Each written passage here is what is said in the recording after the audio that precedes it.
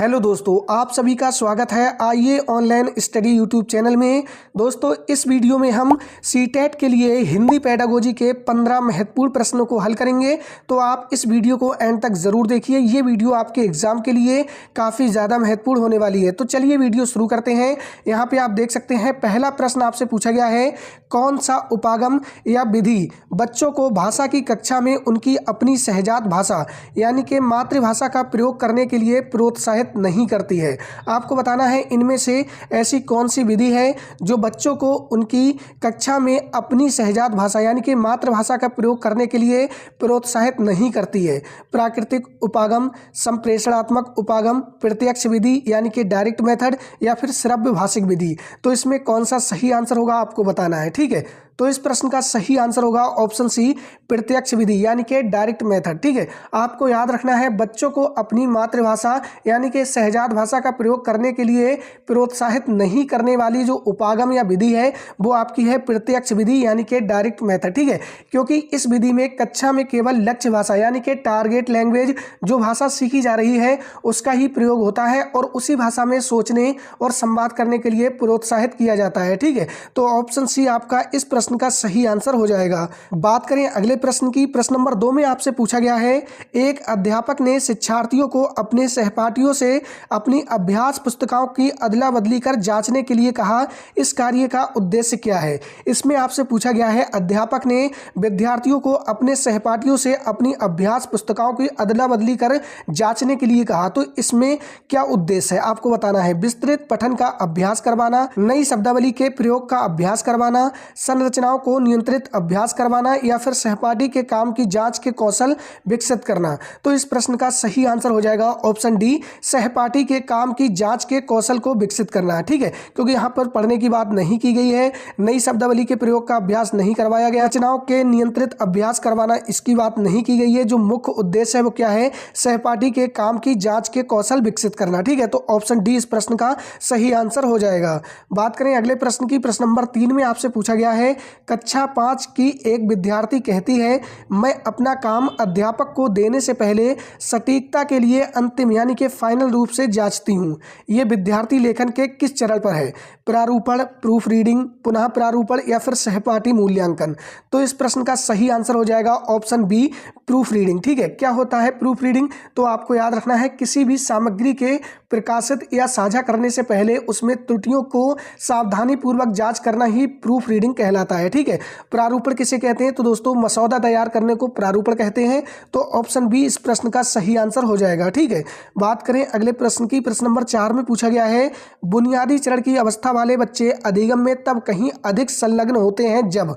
आपको बताना है बुनियादी चरण की अवस्था वाले बच्चे अधिगम में सबसे अधिक संलग्न कब होते हैं? वे अध्यापक के पीछे पीछे शिशुगीत गाते हैं, वे सभी इंद्रियों का प्रयोग करते हैं और अपने हाथों का सक्रिय प्रयोग करते हैं, वे अपनी कॉपी में अक्षरों की बार बार ट्रेसिंग करते हैं या बार बार लिखते हैं, या फिर मुख्य केंद्र सिर्फ सूक्ष्म गत्यात्मक कौशलों के विकास पर होता है। तो इस प्रश्न का सही आंसर आपको बताना है कौन सा होगा। तो ऑप्शन बी हो जाएगा। क्यों हो जाएगा?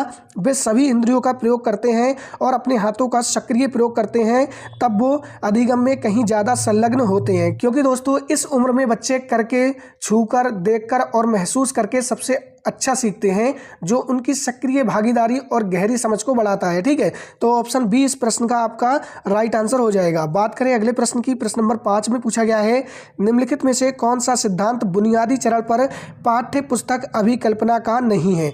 आपको बताना है इनमें से कौन सा सिद्धांत बुनियादी चरण पर जो पाठ्य पुस्तक डिजाइन की जाती हैं उनसे संबंधित नहीं है। पाठ्यचर्या सिद्धांत, प्रस्तुतिकरण सिद्धांत, मूर्त सिद्धांत या फिर ऑप्शन डी तकनीकी सिद्धांत। तो इस प्रश्न का जो सही आंसर होगा वो ऑप्शन सी हो जाएगा, मूर्त सिद्धांत, ठीक है। ये डिजाइन से संबंधित नहीं है। बात करें दोस्तों अगले प्रश्न की। प्रश्न नंबर 6 में आपसे पूछा गया है, बच्चों का संज्ञानात्मक विकास और भाषा। आपको बताना है उद्दीपक प्रतिक्रिया संबंध के सिद्धांत और अनुकरण की प्रक्रिया से संबंधित हैं या मनुष्य की सहजात उपकरण है जिसके द्वारा वो भाषा में निपुणता प्राप्त करता है, या फिर विकास से इनका कोई संबंध नहीं है, या फिर ऑप्शन डी उस संस्कृति और समुदाय से घनिष्ठ रूप से संबंधित हैं जिनमें बच्चे रहते हैं। तो इस प्रश्न का सही आंसर आपको पता चल गया होगा, ऑप्शन डी हो जाएगा, उस संस्कृति और समुदाय से घनिष्ठ रूप से संबंधित हैं जिनमें बच्चे रहते हैं। क्योंकि दोस्तों जो भाषा सीखना और संज्ञानात्मक कौशल का विकास है वो बच्चे के सामाजिक और सांस्कृतिक परिवेश पर निर्भर करता है, जिससे सोचने और समझने की क्षमता भी बढ़ती है। ठीक है, तो ऑप्शन डी इस प्रश्न का आपका सही आंसर हो जाएगा।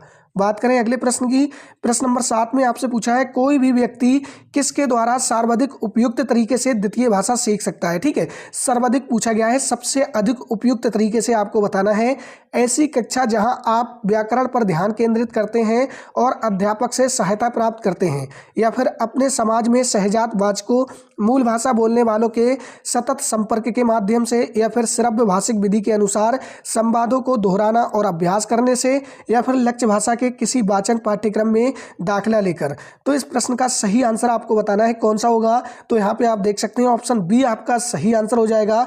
कोई भी व्यक्ति किसके द्वारा सर्वाधिक उपयुक्त तरीके से द्वितीय भाषा सीख सकता है, तो अपने समाज में सहजात वाचकों यानी कि मूल भाषा बोलने वालों के सतत संपर्क के माध्यम से दूसरी भाषा को आराम से सीख सकता है। क्योंकि दोस्तों सामाजिक संपर्क भाषा का संपूर्ण विकास करता है और शिक्षार्थियों को भाषा में सोचने के लिए प्रोत्साहित करता है, जो व्याकरण केंद्रित कक्षा से कहीं ज़्यादा प्रभावी होता है। ठीक है, तो ऑप्शन बी आपका इस प्रश्न का सही आंसर हो जाएगा।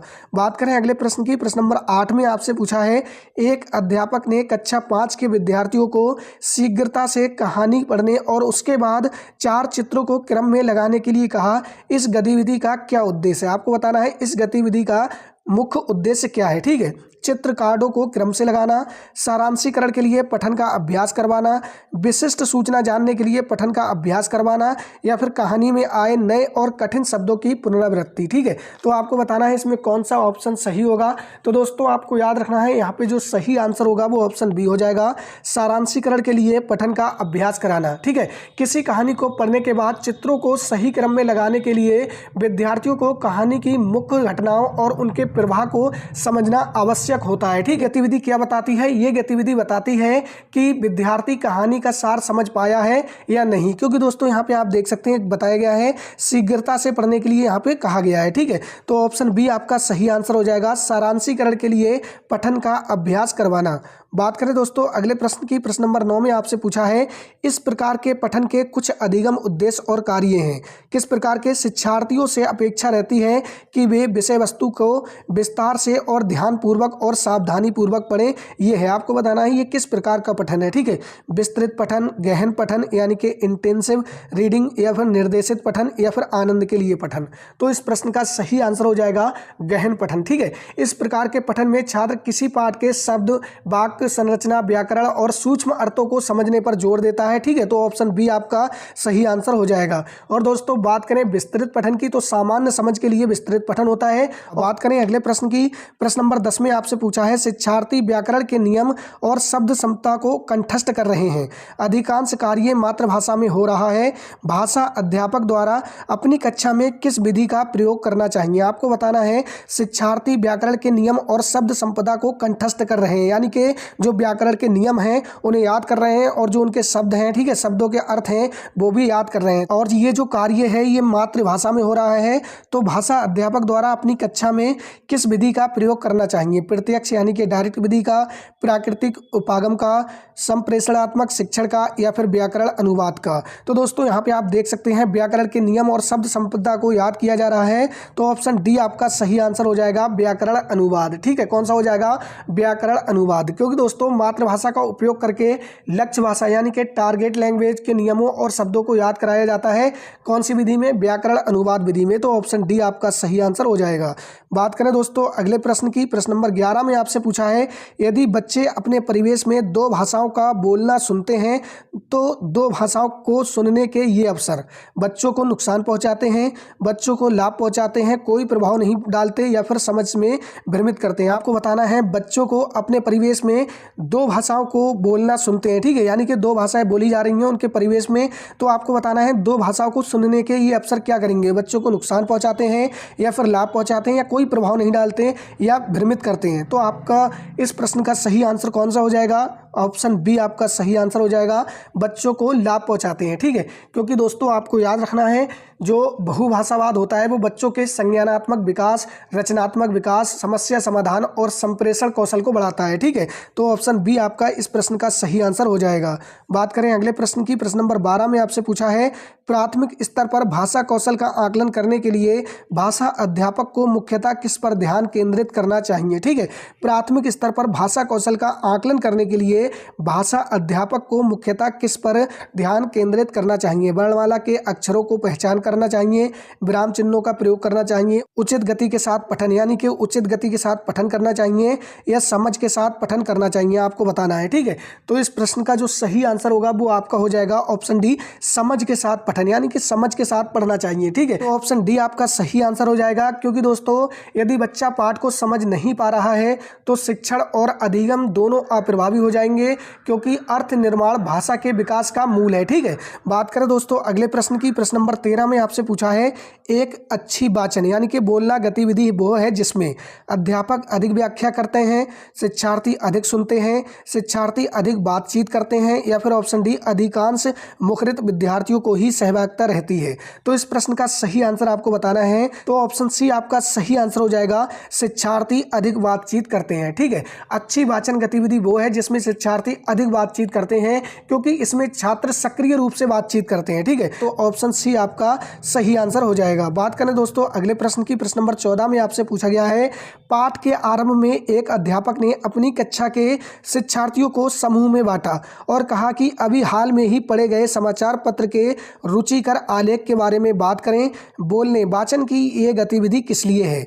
मौखिक प्रवाह अभ्यास के लिए, नियंत्रित मौखिक अभ्यास के लिए, निर्देशित मौखिक अभ्यास के लिए, या सक्रिय श्रवण के लिए। तो दोस्तों यहाँ पे कहा गया है कि अध्यापक ने अपनी कक्षा के जो विद्यार्थी हैं उनको समूह में बांटा और उनसे ये कहा कि अभी जो समाचार पत्र आपने पढ़ा है उसमें से रुचिकर आलेख के बारे में बात करें। तो आपको बताना है ये गतिविधि किस लिए है। तो ये गतिविधि है मौखिक प्रवाह अभ्यास के लिए। ठीक है, यानी कि बच्चे कितनी अच्छे से बोलते हैं, मौखिक प्रवाह अभ्यास के लिए ये गतिविधि है। तो ऑप्शन ए आपका सही आंसर हो जाएगा। ठीक है, बात करें दोस्तों आज की वीडियो के अंतिम प्रश्न की, तो यहाँ पे आप देख सकते हैं प्रश्न नंबर 15 में आपसे पूछा गया है भाषा के कौन से कौशल ग्राह्य कौशल हैं?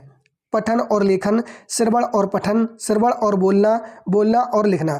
तो दोस्तों जैसा कि आपको पता होगा जो भाषाई कौशल होते हैं वो आपके 4 होते हैं। कौन कौन से होते हैं? सुनना, बोलना, लिखना और पढ़ना। ठीक है, जिनमें से 2 ग्राह्य कौशल होते हैं और 2 अभिव्यक्त्यात्मक कौशल होते हैं। ठीक है, तो ग्राह्य कौशल आपके होते हैं श्रवण और पठन, और जो अभिव्यक्त्यात्मक कौशल होते हैं वो आपके बोलना और लिखना होते हैं। ठीक है, तो यहाँ पे आपसे पूछा गया है ग्राह्य कौशल, तो आपका कौन सा हो जाएगा? श्रवण और पठन, यानी कि दोस्तों आपका लिसनिंग और आपका रीडिंग हो जाएगा। कौन सा हो जाएगा? लिसनिंग और रीडिंग हो जाएगा। ठीक है, तो इसमें कौन सा सही है? आपका श्रवण और पठन, ऑप्शन बी आपका सही आंसर हो जाएगा। ठीक है, कौन सा हो जाएगा? Option B. तो दोस्तों ये आपके 15 प्रश्न हुए हैं। 15 प्रश्न में से आपके कितने प्रश्न सही हुए थे कमेंट में जरूर बताइए, और वीडियो अच्छी लगी हो तो वीडियो को लाइक और चैनल को सब्सक्राइब जरूर कर लीजिए। मिलते हैं आपसे किसी नेक्स्ट वीडियो में किसी नेक्स्ट क्लास के साथ। वीडियो को पूरा देखने के लिए धन्यवाद।